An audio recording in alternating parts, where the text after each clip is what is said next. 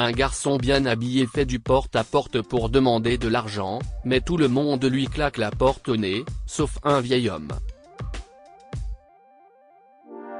Après avoir appris l'histoire du garçon et la raison pour laquelle il mendie, le vieil homme se rend compte qu'il doit aider l'enfant.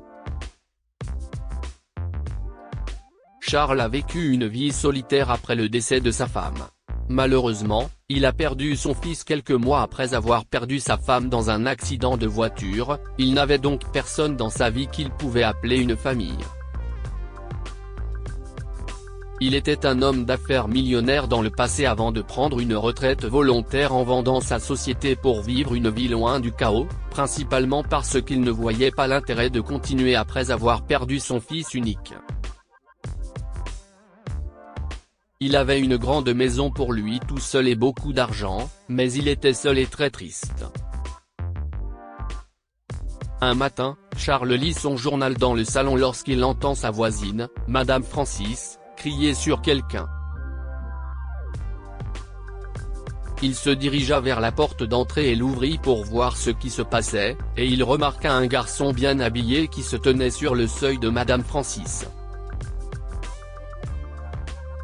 « S'il vous plaît, madame », a supplié le garçon. « J'ai besoin de cet argent. » « Je ne mens pas. » Madame Francis a serré les poings et a regardé le garçon. « Qui essaies-tu de tromper ici, petit garçon? Tu n'as pas l'air de quelqu'un qui a besoin de mendier pour vivre. Alors je ne te donne pas d'argent. Tu as compris? » « Non, non, tu ne comprends pas, » a-t-il dit. « S'il vous plaît, aidez-moi. Écoute, mon garçon. Je n'achète pas ton histoire, d'accord? Monsieur Francis lui a dit fermement. Je sais que de nos jours les enfants font toutes sortes de mauvaises choses, et je suis sûr que tu es l'un d'entre eux. Si est-ce pourquoi tu as besoin de cet argent? Va-t'en et ne reviens plus jamais ici, a-t-elle crié en lui claquant la porte au nez. Charles a vu la tête du garçon baisser et son visage avait l'air triste. Il était d'accord avec Madame Francis sur le fait que le garçon n'avait pas l'air d'avoir un besoin désespéré d'argent, vu la façon dont il était habillé, mais Charles ne voulait pas juger le garçon sans connaître toute l'histoire, alors il l'a appelé.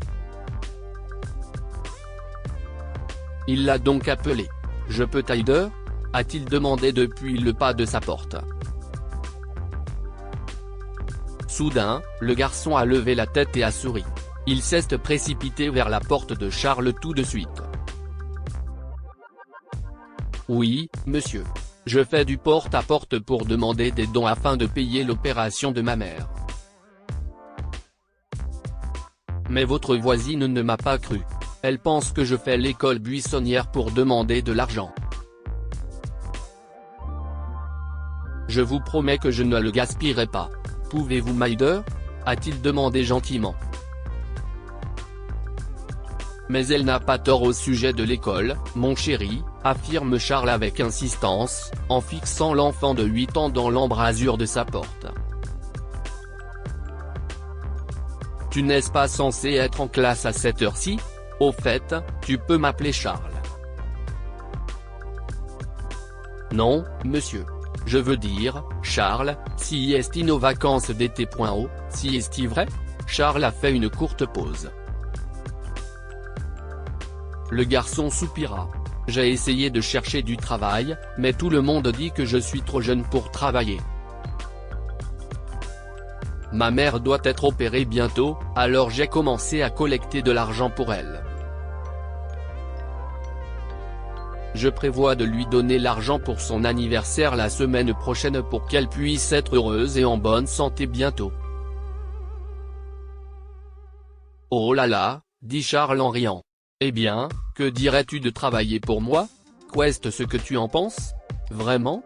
Le garçon a souri. Vous allez vraiment m'engager? Ouah. Alors, qu'est-ce ce que je dois faire? Demande-t-il avec enthousiasme. Oh, si est simple, sourit Charles. tout ce que tu dois faire, si m'aider un peu à la maison, me faire des courses, et tu sais, être mon ami pour un moment parce que ce vieil homme est seul. Si d'accord? Et en retour, je te paierai. Au fait, quel est ton nom? Je m'appelle Georges, a répondu le garçon en souriant. Et j'accepte l'offre d'emploi, Charles. Alors, par où dois-je commencer? Que dirais-tu de m'apporter quelques provisions pour la journée, et nous verrons le reste plus tard. Charles a demandé en souriant. D'accord. Merci, Charles.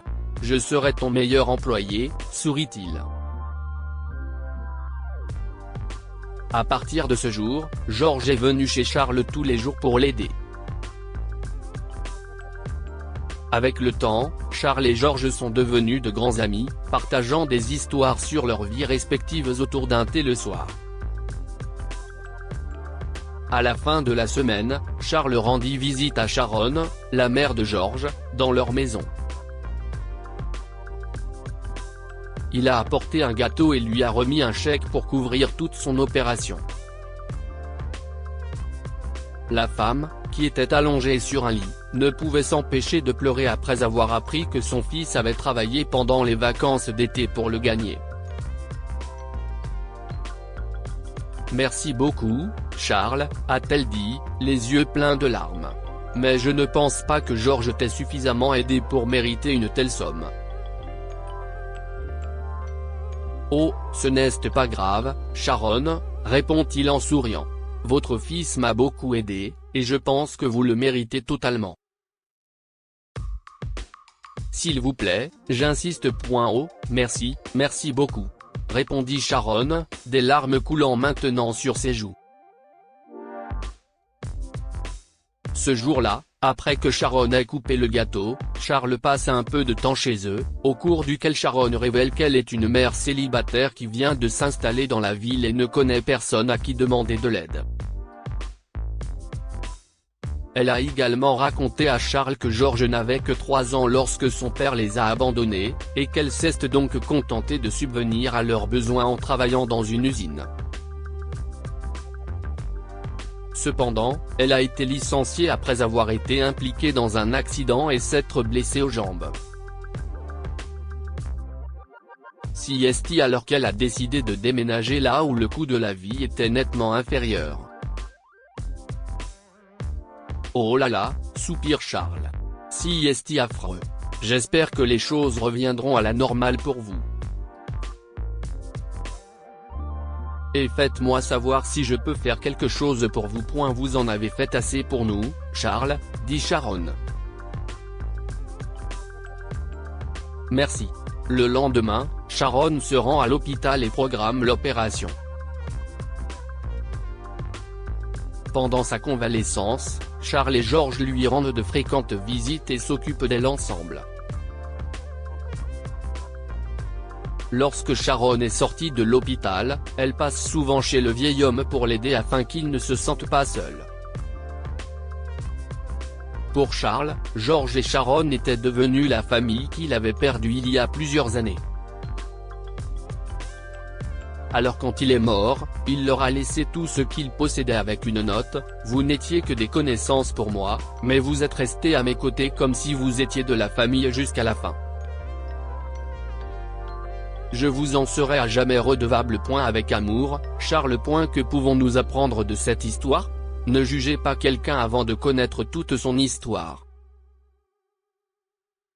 Contrairement à Madame Francis, Charles a d'abord écouté l'histoire de Georges avant de sauter aux conclusions. Quand on fait du bien, on reçoit toujours du bien en retour. Quand Georges et Sharon ont eu besoin d'aide, Charles est intervenu. En échange, ils sont restés aux côtés de Charles comme une famille jusqu'à la fin. Si vous avez aimé cette histoire, n'hésitez pas à lire aussi. Une femme suit une petite fille qui supplie des inconnus près de l'église de lui acheter sa dernière paire de bottes. Abonnez-vous à Mon Mama sur Google News.